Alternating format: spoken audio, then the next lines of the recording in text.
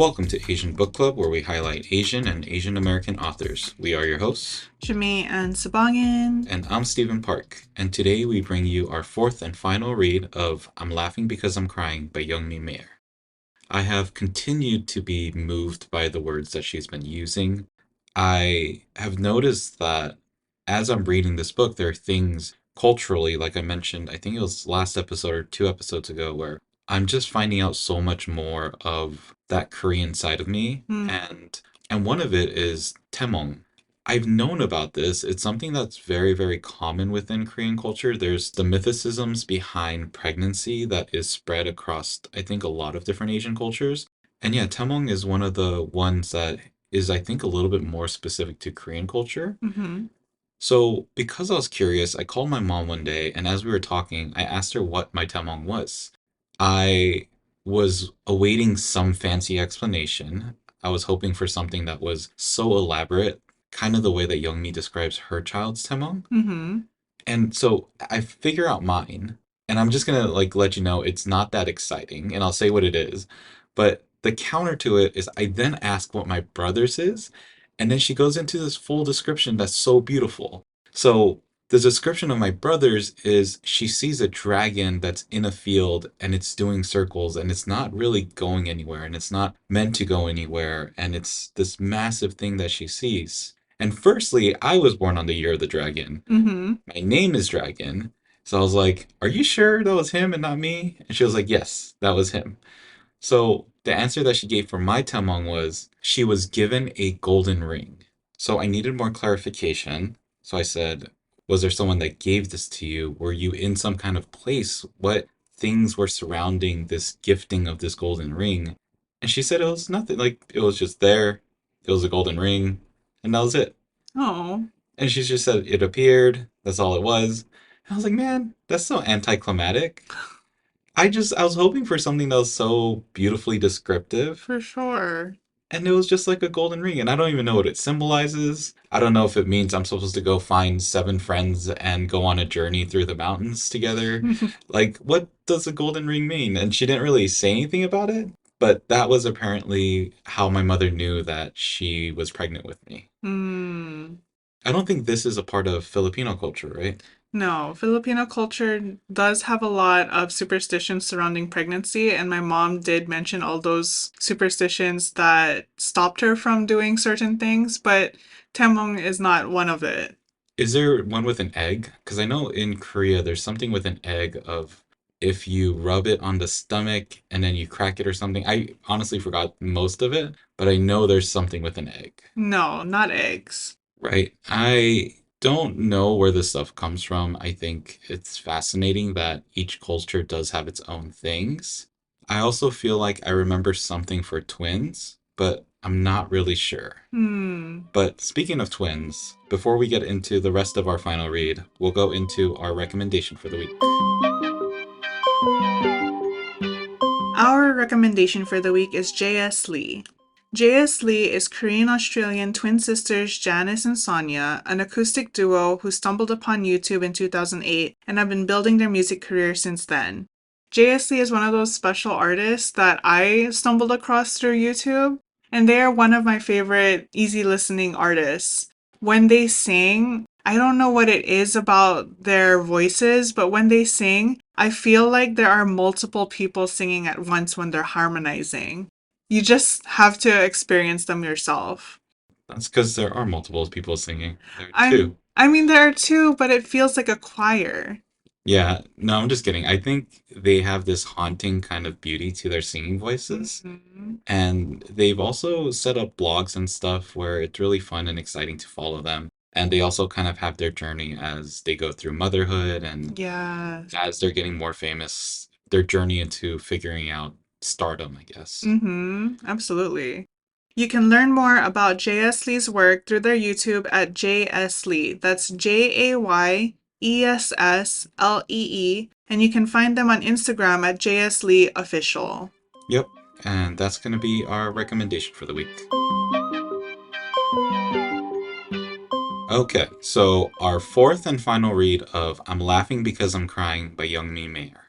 This last read was pages 202 to 244, which were chapters 11, Eternity, through chapter 14, Life. Yes, and before that, we were looking at the start of Youngmi's adulthood. In this section, we're looking more at her current life. Yep. And before we get into the actual read, much like the rest of this book, there are some trigger warnings. This one has a little bit less, but there are still talks about suicide ideation. Mm-hmm. It's a little bit briefer as we get towards the end of this book, but still, it's something that you should note and just make sure that you're putting that into your brain if you're ready to read this book, or maybe it's not the right time for you. Right. And just taking care of yourself. Right. So, Youngmi is now talking about her life. She's talking about where her life is after her divorce, the struggles she's kind of starting to face as a mother. Mm-hmm. She is starting a new reality. And one of the things that she starts is a career in stand up comedy. Yeah, and when I read this, I guess I didn't realize how late in life that she started comedy, but 33 doesn't seem late to me. Right. And I think for most people that are comedians, even though they might start open mic processes at a later life or whenever they start it, Mm-hmm. usually they're not starting comedy later. They're usually thinking about these things. They see the world in such a specific way that they can translate that viewpoint into something that is more comical. Mm-hmm. And so I think just by looking at this book, listening to her different podcasts, we can see that the way that she's grown up and viewed her entire life has been accumulation of something that she's wanted to do. And verbally, this is something she ends up expressing to her therapist, who ends up encouraging her. And so she gets this backing to actually start this career. For sure. And when she talks about voicing it to her therapist, that kind of reminded me how you voiced it too. And you haven't started the journey, but what were your thoughts when she started stand up at 33? I think it was noble. I think there's a certain amount of failure that you're expecting to undergo as a comedian. It's one of the reasons why most people, I think, don't succeed in this. It's one of the reasons why I'm scared to go up on a stage and try to tell my jokes. There's no way that you're going to be funny to everyone. And Right. when someone doesn't know you, I think that blank palette makes it so that more often than not, people are more critical rather than thinking of you as funny. Hmm. The wild thing is that she kind of uses that to her advantage. She talks about how she's lived in failure, and when she succeeded, it's actually seemed more of an uncommon area rather than when she feels like she's not doing well. Hmm. Before comedy entered her life, Youngmi does mention something about nothingness feeling like a moment. And there's even a quote by John Steinbeck from East of Eden where it says, "Eventlessness has no posts to drape duration on. From nothing to nothing is no time at all." Were there ever times in your life that felt like a snap of a finger, even if so much time has passed?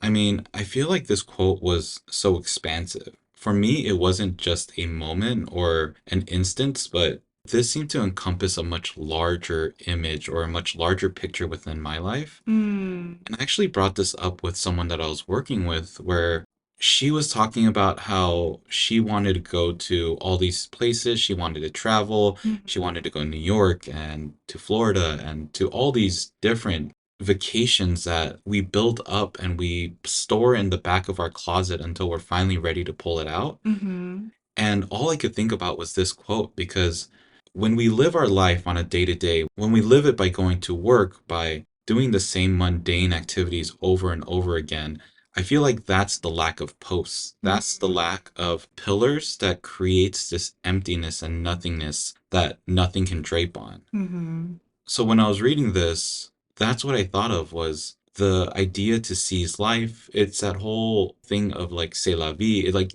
so many different languages have different versions saying you should live your life. Mhm. And that's kind of what I thought of.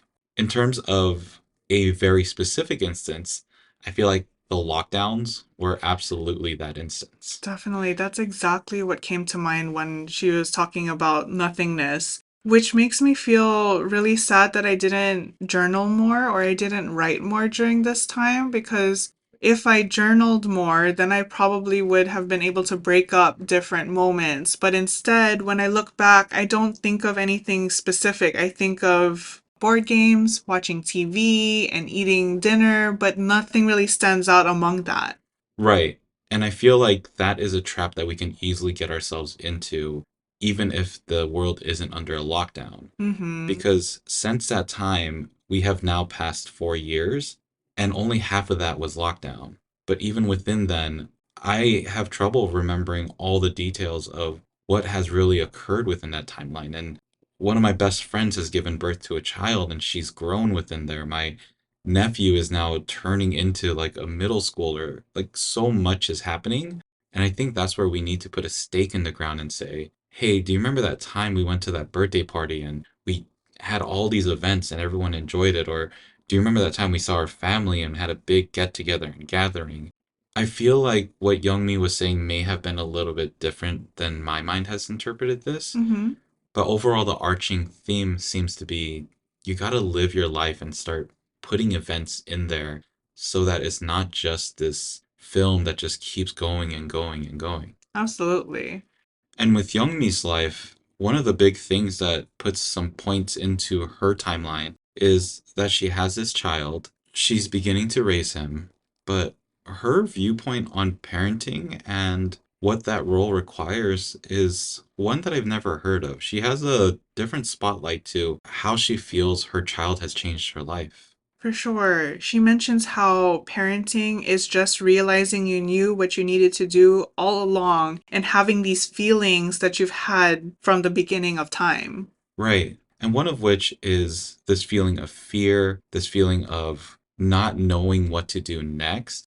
And she talks about how having that child revamped all of that for her, whereas previously she wasn't really that concerned about death or things like that.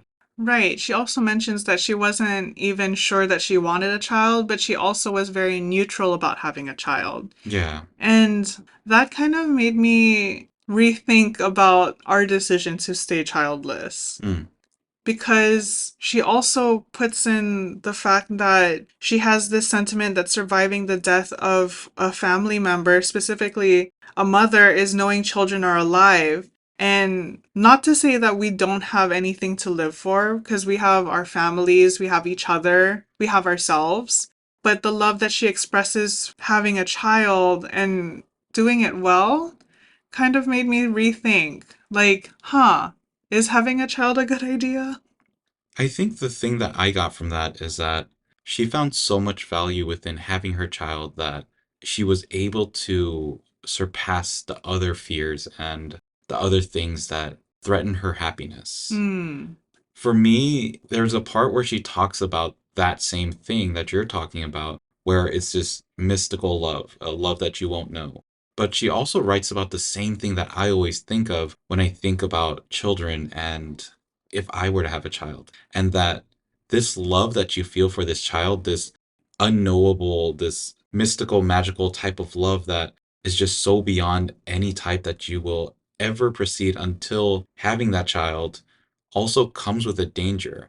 It Hmm. comes with anxiety. It comes with the consistent fear of what might happen to that child.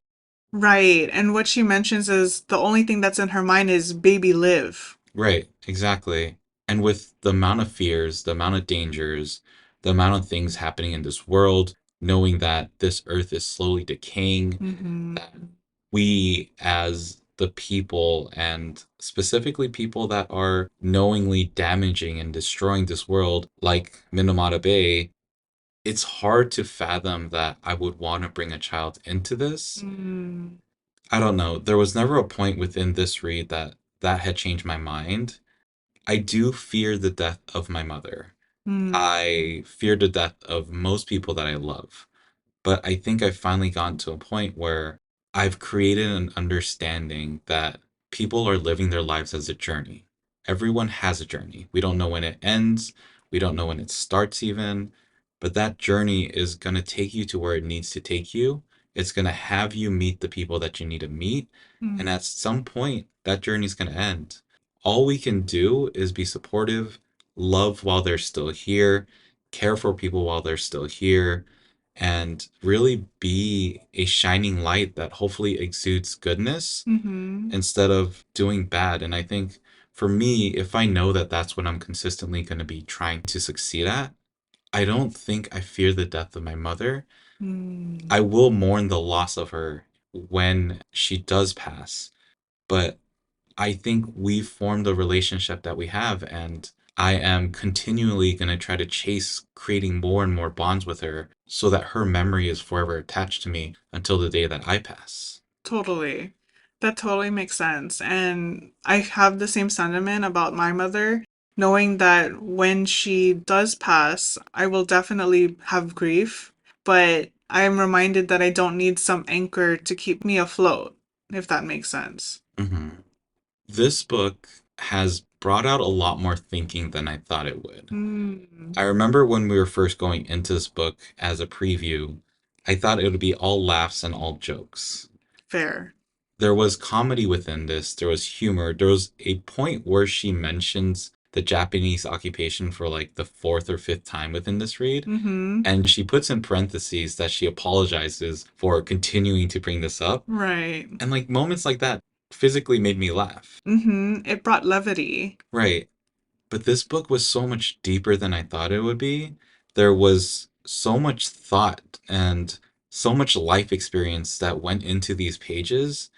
I don't think I've heard of a personal story that's been as mixed and troubled and yet so rewarding like hers was. Hmm. I've definitely read a few memoirs with a similar vibe, but you're right. I also didn't expect there to be so much depth and so much insight that made my mind continue to boil and roil and simmer on things. Yeah, and the way that she just continued her thought throughout the whole book. The book didn't seem like there was ever a break because she just brought so many ideas back into full circle thoughts. She connected the story of her grandparents all the way to the person that she is now Yes. and the journey that she went through.